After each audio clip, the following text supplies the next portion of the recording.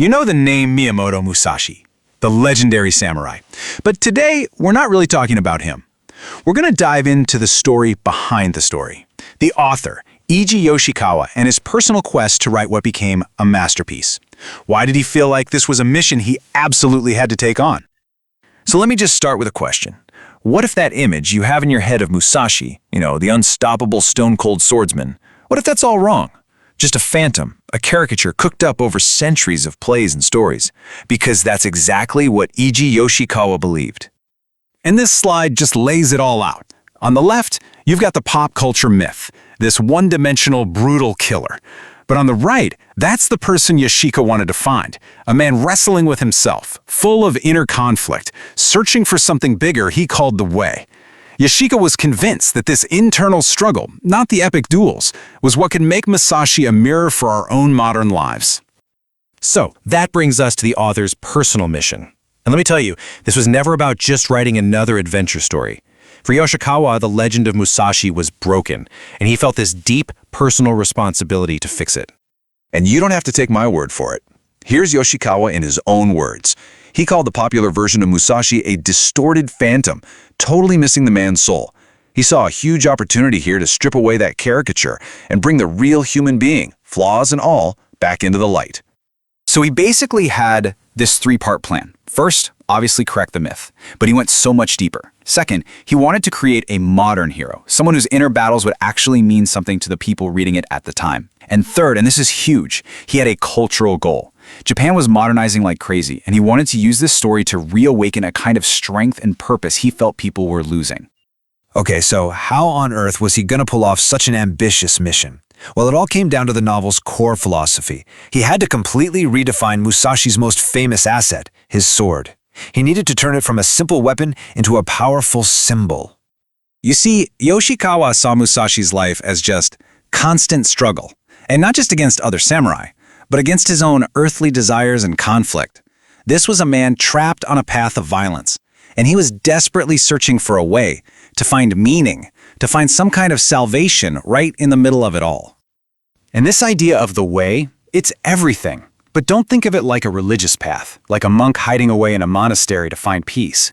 No, for Yoshikawa's Musashi, the path was the conflict.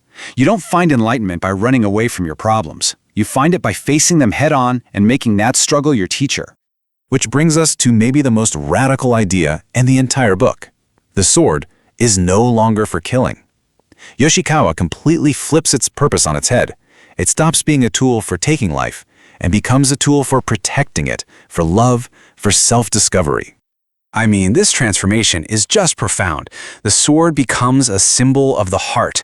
It's a tool for protection and love. It becomes a moral compass to navigate life and death. And in the end, it's the path to liberation, not from enemies on a battlefield, but from the limitations inside yourself. And really, this whole philosophy boils down to one powerful Japanese phrase, Toso Soku Zei Do.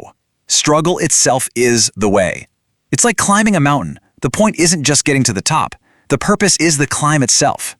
You don't find wisdom by avoiding the hard parts. You find it by making that difficult journey your entire purpose. And this powerful idea? Well, it didn't just stay on the page. The novel became a massive cultural phenomenon.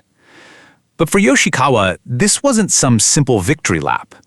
The incredible influence his book started to have on people's lives became this heavy, almost crushing burden.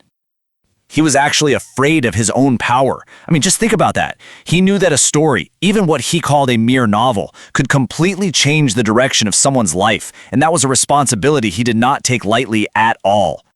And this wasn't some abstract fear either. He started getting proof. He heard about a painter who read a single chapter and decided not to take his own life. A famous swimmer and a shogi master both said the book gave them the strength to reach new heights in their fields. But his reaction to this wasn't just, wow, this is great. Instead, he felt what he called a painful self-reproach. The sheer weight of influencing real people in these life-or-death moments became so immense that it actually caused him pain and made him doubt the very thing he'd created. So, decades go by. The book's legacy is set in stone. How did Yoshikawa finally come to terms with this monumental thing he'd brought into the world? Years later, someone came up to him and said, Your Musashi is a classic now. And he didn't puff out his chest with pride. He just gave a wry smile. It's like he accepted its status almost reluctantly, as if it was this thing that had grown way beyond his control. And in this moment of incredible vulnerability, he looked back on the book and called it a naked portrait of his younger, more immature self. He could see all its flaws, but he also accepted it as a fixed moment in time, a permanent record of the man he used to be. And so in the end, he let it go. He surrendered the book's meaning. It wasn't his to define anymore. He decided to entrust it to the flow of time, to the critics, and most importantly, to all the future readers who would find their own meaning in its pages. Ultimately, Yoshikawa set out to correct a story, but he ended up creating a philosophy that actually changed people's lives. And that kind of leaves us with one last big question to think about. When does a simple story stop being just a story and become a guide for how to live?